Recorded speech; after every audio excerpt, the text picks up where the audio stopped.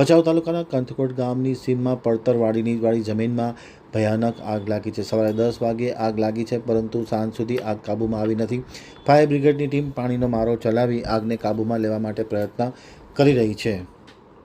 હવે જોઈએ ભચાઉ આમતક ન્યૂઝ બ્યુરોનો એક વિસ્તૃત અહેવાલ। કચ્છના ભચાઉ તાલુકાના કંથકોટ સીમમાં ભીષણ આગ ફાટી નીકળી હતી। સવારે 10 વાગ્યે લાગેલી આગ બપોર સુધી યથાવત રહેવા પામી હતી। પડતરવાડીમાંથી આગ ફાટી નીકળ્યાનું પ્રાથમિક તારણ મળ્યું છે।